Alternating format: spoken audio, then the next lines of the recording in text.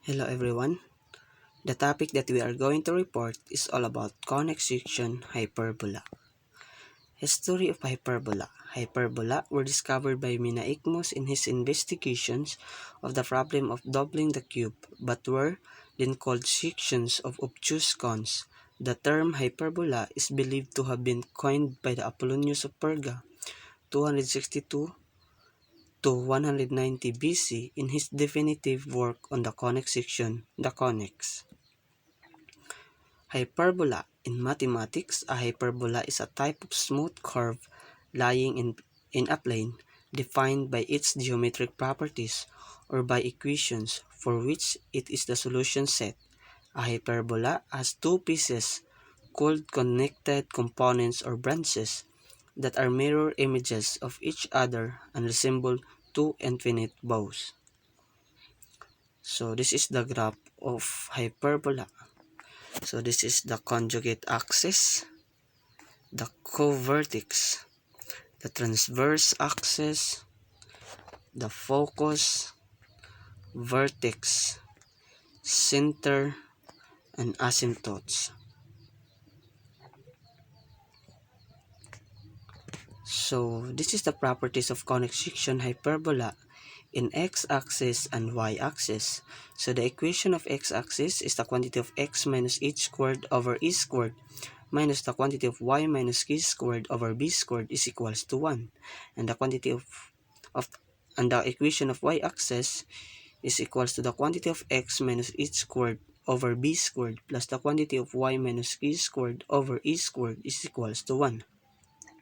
So the center, h and k, the transverse axis or semi-transverse axis is A, and semi-conjugate axis is B, and the vertices is h positive negative A and K, and the y-axis is h and K positive negative A, and the foci is h positive negative A and K, and h and the y-axis is h and K positive negative A and A. Directrices, x is equals to h positive negative A over A, and the y-axis is y is equals to K positive negative A over A, and the asymptotes is bx positive negative EY minus the quantity of BH positive negative AK is equals to 0. And the y-axis is AX positive negative of BY is minus the quantity of EH positive negative BK is equals to 0. And the focal chord length is 2b squared over A. And the eccentricity is the square root of E squared plus B squared over A greater than 1. So example number 1.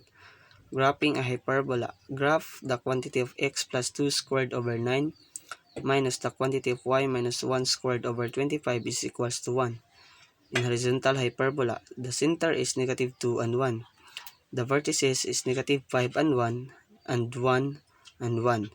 So by using Pythagorean theorem, c squared over e squared plus b squared, so that's why c squared is equals to 9 plus 25 is equals to 34. So c is equals to square root of 34 or 5.83. So the foci is negative 7.83 and 1 and 3.83 and 1. So the asymptotes is y is equals to 5 over 3 x plus 2 plus 1 and y is equals to negative 5 over 3 x plus 2 plus 1. So this is the graph of this equation.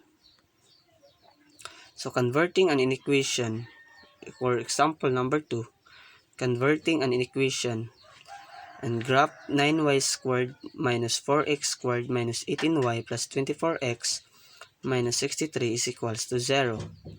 So 9y squared minus 2y plus 1 minus 4x squared minus 6x plus 9. So if you add number in the left side, so you add the number into the right side. So is equals to transpose the negative 63. So that's why nahin mo siyang positive 63.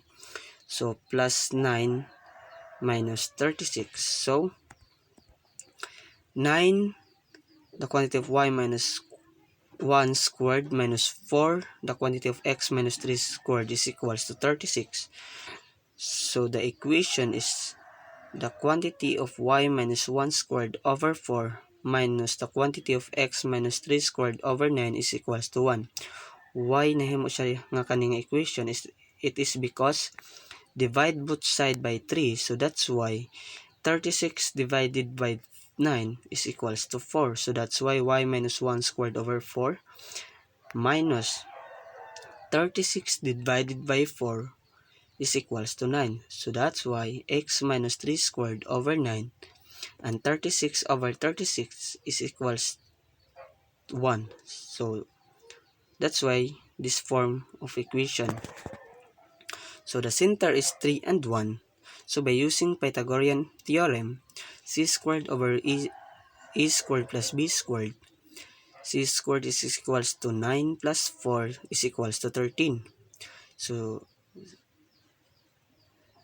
c is equals to square root of 13 or 3.61. So the foci is 3 and 4.61 and 3 is negative 2.61. So the asymptotes is y is equals 2 over 3, the quantity of x minus 3 plus 1, and y is equals to negative 2 and 3, the quantity of x minus 3 plus 1. So in this equation, so this is the graph. Okay, so example number 3, finding the equations. Find the standard form equations of the hyperbola that is graphed at the right. So in vertical hyperbola, by using this formula, the quantity of y minus q squared over e squared minus the quantity of x minus h squared over b squared is equals to 1. So center is negative 1 and negative 2.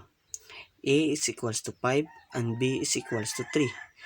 So by using this formula, we can solve in this given. So the quantity of y plus 2, so the value of k is negative 2, so negative times negative, so positive 2 squared over 25 minus the quantity of x plus 1 squared over 9 is equals to 1. So the value of h is negative 1. So negative 1 times negative is positive 1. So value of a is 5. So 5 squared is equals to 25 and 3 squared is equals to 9. So that's why the quantity of y plus 2 squared over 25 minus the quantity of x plus 1 squared over 9 is equals to 1. So this is the equation of this given and this is the graph. So example number 4. Find the standard form of the equation of a hyperbola if the given is foci the quantity of negative 7 and 0 and 7 and 0 and the vertices is negative 5 and 0 and 5 and 0. So horizontal hyperbola, center is 0 and 0. E squared is equals to 25 and c squared is equals to 49. C squared is equals to a squared plus b squared. 49 is equals to 25 plus b squared. So b squared is equals to 24. So the equation is x squared over 25 minus y squared over 24 is equals to 1. So by using this formula, the quantity of x minus h squared over h squared minus the quantity of y minus k squared over b squared is equals to 1. So this is the solution and this is the graph of this equation. Example number 5. Write an equation of a hyperbola with the vertices is 0 and 1 and 6 and 1 and foci is negative 1 and 1 and 7 and 1. So a is equals to 3. So the center is 3 and 1. So c is equals to 4. So by using Pythagorean theorem, e squared plus c squared is equals to e squared plus b squared. So 4 squared is equals to 3 squared plus b squared.